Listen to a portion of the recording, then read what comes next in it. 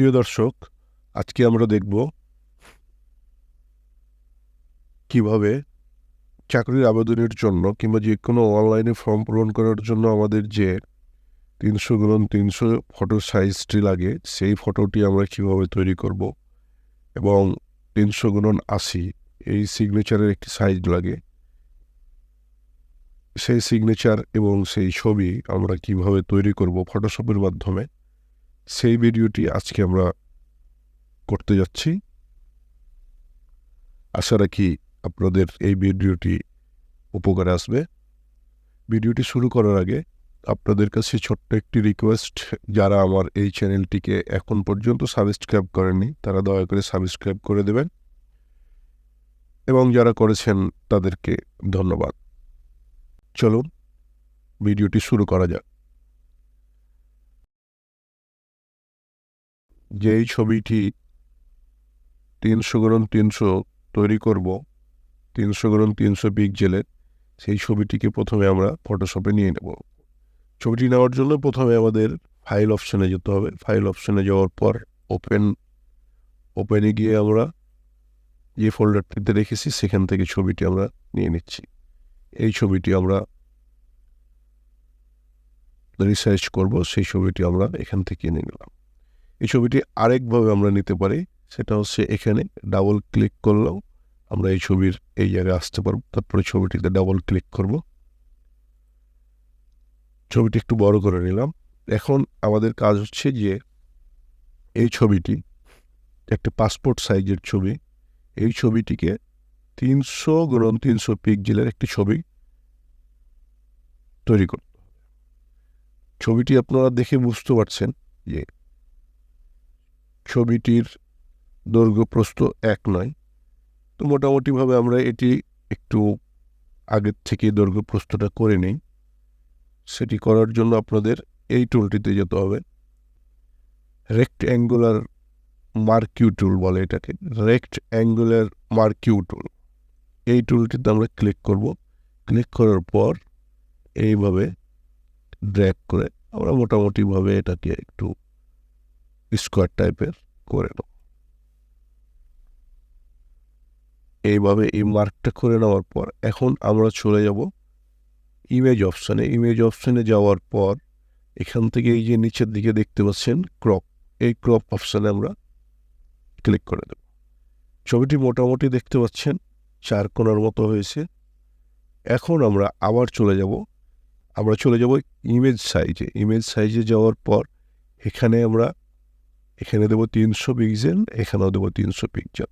আমরা এখানে দিয়ে দিলাম 300 পিক্সেল, আবার আমরা এখানে দিচ্ছি 300 পিক্সেল। প্রিয় দর্শক, দেখতে পাচ্ছেন আমরা এখানে কিন্তু 300 দিলে এখানে একটি উলট পালট আছে, 279 চলে আসে। এখানে যদি আমি আবার 300 দেই তাহলে আপনি এখানে দেখতে পাচ্ছেন 323 চলে আসছে। এটি আসার কারণ হচ্ছে আমাদের এই যে এই টিক মার্কটি আমাদের এখান থেকে তুলে দিতে হবে। তাহলে এখন আপনি যদি এখানে 300 দেন তাহলে দেখবেন আমাদের দুই জায়গায় 300 কিন্তু ঠিক আসছে। তাহলে এখন আমি ওকে ক্লিক করে দিলাম। আমাদের এই পিকচারটি 300x300 রেজুলেশনে তৈরি হয়ে গেছে। এখন আমাদের কাজ হচ্ছে যে আমরা এই পিকচারটি সেভ করে নেব। সেভ অপশানে যাব। সেভ অপশানে যাওয়ার পর এখানে আমি একটি পিকচারটির নাম দিয়ে দিচ্ছি।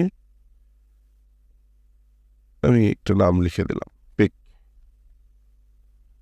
তারপরে সেভ করে দিলাম। প্রিয় দর্শক, আমাদের ছবির কাজটি 300x300 এই কাজটি আমাদের শেষ। এখন আমরা সিগনেচারের কাজটি করব। আবার আমরা ফাইল অপশানে যাব, ওপেন অপশানে যাব।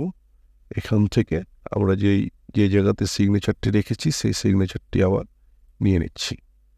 এটি একটু আমরা জুম ইন করে নিলাম।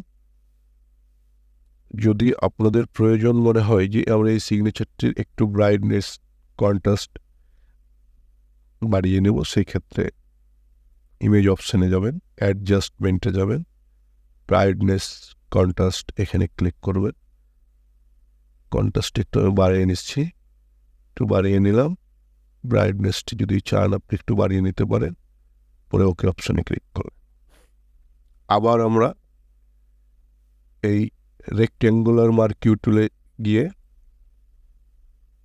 এটা যেহেতু আমরা 300 × 80 করব, আমাদের মতো করে একটু রিসাইজটা করে নিচ্ছি। মোটামুটিভাবে একটা রিসাইজ আপনি করে নেবেন। আমি রিসাইজটুকু করে নিচ্ছি, আপনারা আপনাদের মতো করে করবেন যতটুকু চাচ্ছেন। নেওয়ার পর আবার আমি ইমেজ অপশানে যাব। ইমেজ অপশানে যাওয়ার পর ক্রপ এই জায়গাতে ক্লিক করব। সিগনেচারটি আমরা একটু মোটামুটিভাবে কেটে নিলাম।